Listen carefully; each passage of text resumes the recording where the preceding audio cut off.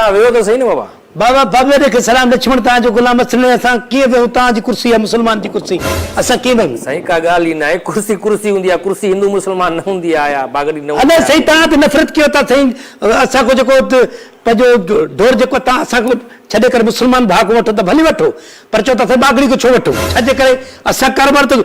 हिन जी जानवर जी मुस्लमान हिंदू जो त फ़र्क़ु न आहिनि सॼी हर को गोश्त खाए थो हिंदू हुजे मुस्लमान हुजे सभु गोश्त खाइनि था बिल्कुलु न आहे असां वटि अहिड़ो को फ़र्क़ु न आहे तव्हां वेही सघो था महिमान जी कुर्सी आहे लटी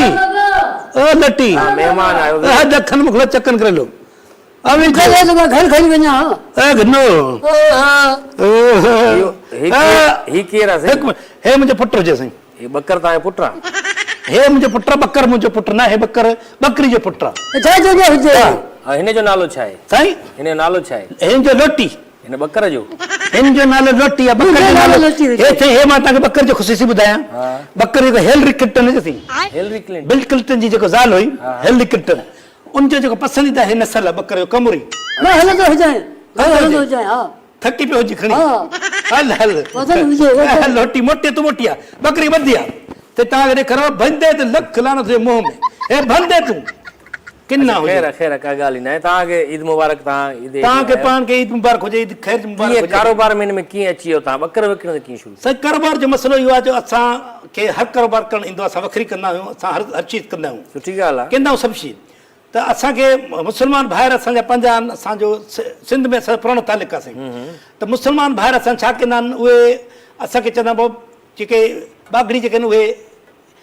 ढोर जो वापारु न कनि इहे पंहिंजो बकरी जो वापारु न कनि बस छाजे करे केरु चवंदो आहे तव्हांखे साईं उहे चवंदा आहिनि असांखो न वठंदा आहिनि त मां मुस्लमान को सौदो वठंदा आहिनि न सब्ज़ी वठंदा आहिनि मुस्लमान को कंहिंखो बि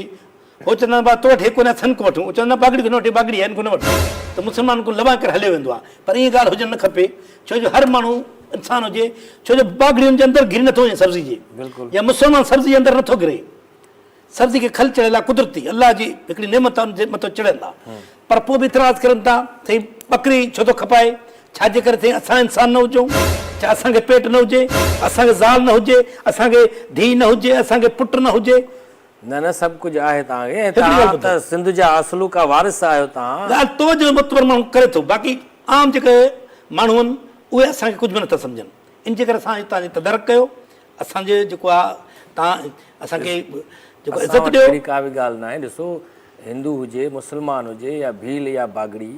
या ओड इहे सभु इंसान आहिनि सही आहे न सभु कोल्ही जेके आहिनि इहे असांजा सभु भाइर आहिनि ऐं असां सभई मिली करे उन्हनि सां दीवारी बि मल्हाईंदा आहियूं ॾियारी जंहिंखे चवंदा आहियूं दिवाली मल्हाईंदा आहियूं ईद मल्हाईंदा आहियूं होली मल्हाईंदा आहियूं बिल्कुलु अहिड़ी त का ॻाल्हि ई न आहे बिल्कुलु सही हुजे सही पर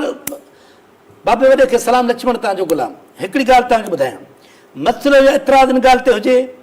त भाउ मुस्लमान छो था विकिणनि असांजो पंहिंजो बागड़ी छो था विकिणनि असांजो त मायूं थो गुज़रनि बागड़ी बि ठहंदा रस्ते ते छो पिया असां हिन मुल्क जा बाशिंदा न हुजूं न तव्हां असां हिन धरती जी पैदाइश न रोड रस्तो त ब्लॉक न कयो न ट्रैफिक जैम थी हिकिड़ी ॻाल्हि ॿुधो असां मंडी ते वञूं था त सही ते न बीहो हे फलाणे जो कब्ज़ो आहे फलाणे जो कब्ज़ो आहे तव्हां चट जो मुल्क आहे कब्ज़ो हुजे फलाणे जो ॿाहिरि मुल्क जा माण्हू अचनि उते कब्ज़ो कनि अची करे अॻवानी मगन जेको हुजे कब्ज़ो करे बाक़ी तो जेको बाशिंदो आहे बागड़ी आहे उहो कब्ज़ो न करे उहो त असली वारिस आहे धरती धरती असांजी आहे पोइ बि घर असांजी कोन्हे